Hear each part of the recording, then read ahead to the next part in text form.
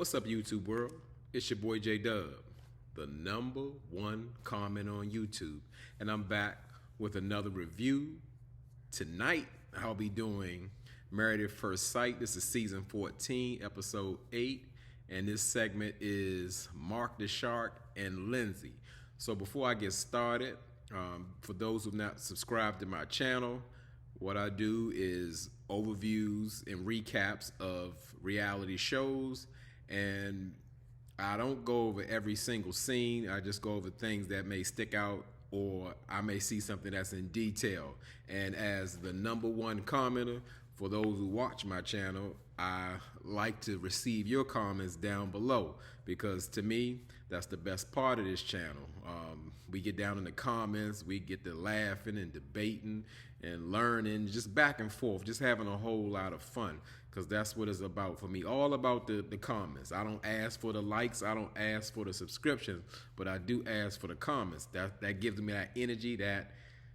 That's what I do all of this for, believe that. So let's go ahead and get started. This is my last segment for Married at First Sight, because now I do individual videos for each couple. So the last couple is Mark the Shark and Lindsey. So we see Lindsey, she's still in that mama bear mothering role with Mark, and she's like, hey babe, try this and eat this and all that kind of stuff. Like, he's a little kid and he's learning to eat solid food now, and it gets pretty annoying, but Mark goes along with it because Mark is Mark. I think, my take on it, what I said in my last video, Mark the Shark is just a character. It's not a guy who's a stand-up aggressive or whatever the case may be. He's just a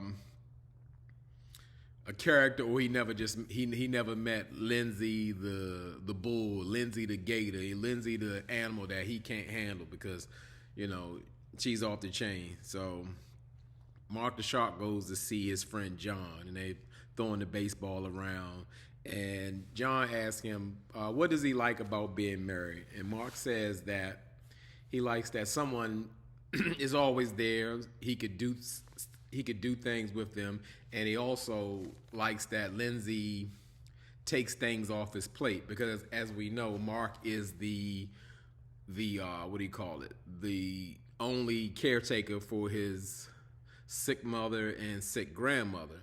So he even said that he was grateful that Lindsey made a doctor's appointment for his mother. She hadn't been to the doctor in a year, and I'm thinking like, what is he doing? But it's no judgment, because we know Mark the Shark's mother got like a situation with depression after his father passed away. So I'm sure it's more than overwhelming. So Mark says that he kind of gets uncomfortable with Lindsey by the things she says, and like the situation she puts him in. Like, speaking of that situation, like on the plane with Katina and the larger one, he was just saying normally if he was that uncomfortable, he would just be out. But he's married, so I guess he got to stick around and see what happens. And Mark and Lindsey, they're having a housewarming, so we didn't see Lindsey meet up with anybody. I guess she don't need to talk to nobody. Lindsey knows everything, or she don't need no help. And one question I have, and I see it every time, it bothers me. It looks like like something's off. We see Lindsey in this white tutu like she wore on the honeymoon. I'm thinking like production gave her, like she ran out of clothes or something. I don't know what's that about. It just looks weird and crazy, like she's in a stage play or something. Not like those are actual clothes that she would wear. But enough about that. Their theme for their housewarming is Lindsey felt it should be like a pizza theme, where they make their fresh pizzas and they can try each other pizzas and all that. And they got like 1,000 toppings all over the counter, but all the cats are out. Ugh, I don't want none of that pizza. So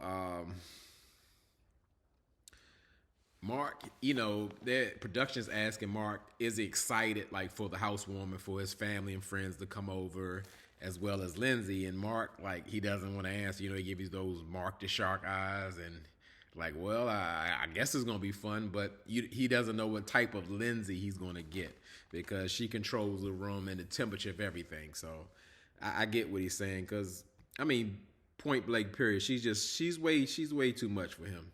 So Lindsey is talking to Mark's friends and explains to them that like Mark has really been pulling back, I guess, since they've been having bumps in the road, and that he's just like going through stuff. She was kind of minimizing it because as we know, Mark's grandmother is like failing. She's like 70 pounds, and Mark got somehow evicted over a 2-week period, and he's got bed bugs and he got part-time hours. I don't know. It's just like his whole life is crashing down. So Lindsey is just saying like he needs to tell her what she needs, and she doesn't seem very sympathetic that like he's got a lot going on. However, it got like that, but she doesn't seem very empathetic at all.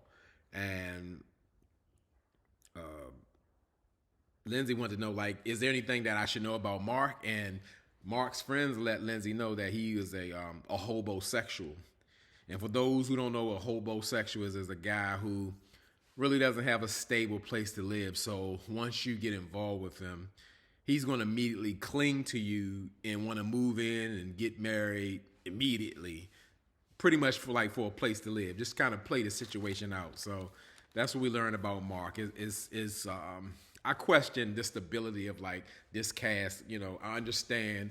Let's say we're in a pandemic. Rent is like higher than mortgage now. Inflation. Just anything I could think of. But it's just like they haven't picked people who are really financially stable. It's not a judgment, but if they're ready to take the next step and get with a partner, I'm thinking they would. Most of them would be better off. But okay, I'm judging a little bit, but that's all right. It's my channel. So Mark talks to Lindsey's friends, and he pretty much wants the same thing. He wants to know how to handle Lindsey. Pretty much everybody that he's met has some type of relation with Lindsey. That's what he wants to know. Like, how can I kind of talk to her or calm her down and all of that? And they're giving him advice, which he really isn't going to take regardless. And they're letting him know, like, if the situation goes there, don't just say you're wrong. Just kind of tell her that the things that she's doing is making you uncomfortable. But Mark, you know, as I say, he's more of a character. He has a problem with, like, maybe he doesn't like confrontation, but he does not speak up for himself. Whether he's intimidated by Lindsey or that's not his nature, but either way, it doesn't work for a relationship when you can't speak up. He always has a reason. Well, you know, I got to feel you out, and normally I like to wait and all that. But we all know Lindsey's just like way too much for him. So they go out as the couples. All the couples go out on the group date, and they're at the bowling alley, and Lindsey just makes it a point to tell the whole group, like, hey, listen, I mean, she's not even subtle with it. She's like, hey, listen, I got to tell y'all this just for a reaction. You know, she said, my baby Mark the baby shark, has eaten a taco for the first time, and production shows about when he's eating, like, like, this is so good. This is so good. So I don't know. It's like Mark is a little baby. Like, he hasn't been anywhere. He hasn't tasted food. You know, I'm surprised. Like, oh, here's some juice. How does this juice taste? I never drank juice before. I only had water. Like, it is getting kind of ridiculous and odd. Lindsey's mothering, and Mark is acting like a baby who hasn't been off the porch. So I think when Lindsey does stuff like that, she likes to do that to like embarrass Mark. And it's just like, I don't think it's coming from a good place, even though Mark says, I know everything she does is it comes from a good place and she means no harm. I don't believe that. I believe Lindsey is mean-spirited and just trying to make fun of Mark. And so the group they just going over like their week or when they've been apart, and about just find out what they learned about, like maybe from Pastor Cal or things that they've gone through in their marriage. And they get on this dumb topic about, I guess, you know, it's been a topic for some time in the world. Well, the etiquette of leaving the toilet seat up so a woman can use the restroom after you. And pretty much, you know, everybody's going in debate, and Lindsey is telling Mark, you're like 30% of leaving the toilet seat up, and they're debating about that. But as people explain, Steve gets up and just pretty much says, like he's trying to figure out, is it from a health standpoint or a courtesy standpoint?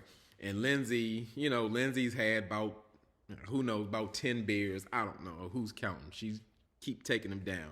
And she gets up and like, well, I'm the registered nurse of Boston and all that, blah, blah, blah. So I need to let y'all know. And like, everybody's like, come on, Lindsey, the man's talking. Steve is talking. Let him finish. She's like, well, I'm just saying, she drunk. She talking, and Mark got with the eyes again. He just like, I can't believe she like embarrassing me. And, the energy's just off there. Everybody is kind of, like repulsed by Lindsey's behavior because she's always saying something crazy or off-putting, especially Mark. So Lindsey decides to make some type of speech about what she's learned from Pastor Cal, as far as like, well, Pastor Cal has taught me that you must have conflict before you have intimacy, because you can't be intimate until you've actually resolved the situation. And Lindsey and Elijah one ain't feeling. They like, well, whatever. And then like Lindsey get real tough and call Katina out. Calls Katina out about it. And Katina like, girl, looks, and like, you don't want none of this. I'm not gonna have no argument over camera with you, so just stay over there. And I like that she did that, because it's like Katina was showing that she didn't want any trouble, but she letting Lindsey know, like, I ain't here for it, and you're not gonna keep playing with me, because that needed to be said. So, Mark's trying to calm Lindsey down, like, hey, we don't want any conflict. Elijah's calming Katina down, because they just like, just don't worry about it or whatever. So Mark makes the mistake of taking the people's advice, like he's calling Lindsey out right on the spot. And that was a mistake, because Lindsey was totally offended, like Mark wasn't on her side and defended Katina. So it just really didn't go well. It just went way left. So Mark and Lindsey just started throwing insults at each other. Of course, Lindsey, is saying, oh, you just gonna leave or whatever. I guess you'll just go to your mother's house. And Mark like, well, yeah, take another drink or whatever. And Lindsey is just like pissed. Mark walks away. Lindsey goes into the bathroom, and she let him have it. We do remember her father was saying like her mouth is so vicious it'll cut you up, or you just don't want to see. And today we got to see that mouth that she talking about. When she went in that bathroom, she went off like with the producers. She was just crying and upset, and she threw insults like it was a list of. Let me read the list off. Like, Mark is just weak. He's not a strong man. He's a effing idiot. He only makes $60K selling memberships, and he's just like so ungrateful for everything that she's done for him, and she hates him. He's a pathetic loser. He's got small balls. She put a hazmat suit to go into his roach-infested place, and all she ever asked for him is to, at least what she can do is give her an orgasm. He can't even give her that. And I'm like, when they said her mouth was vicious, Lindsey went all the way in. She's saying things like, you can't take back. Even though she was saying them in the bathroom, it got so loud, Mark could hear him outside, hear Lindsey outside talking about him. And I don't even know how or why he would even just put up with that, because like Lindsey's on another tip now. When she get mad, like her father said, that mouth get to cutting and slicing and dicing. But at the same time, now she's throwing all these things in Mark's face that she's done for him. Nobody wants to receive help for somebody who's going to throw it up in your face. This is what I did for you. I put the hazmat suit on for you. I picked your mother up for the doctor's appointment. Nobody want to hear that. If you did it for me, do it for me. If you don't, please don't, and please don't bring it up. So that was pretty much the episode. And the next episode looks like the drama is going to continue for all the couples. Like, it's just going downhill. Like, they forgot everything that Pastor Cal taught them. Jasmine is supposed to say, are you my enemy, when Michael's talking crazy to her, and Lindsey's out of control, and Elijah talking about love ain't on the table. It's just gonna be a mess. So I'm here for it. I'm no longer trying to frustrate myself and trying to figure out why we can't get like real matches and solid couples and all of that in golf and fairy tale la la land. I'm done with that. So again, I appreciate all y'all support. Yeah, I work really hard to get these videos out here for y'all because I wanted to make sure I separate them and get all of them to them. This one's a little late, but mission is complete. So again, I thank y'all, and I always say, y'all could be anywhere in this YouTube world, but you're here with me. I really appreciate it, and I really mean it.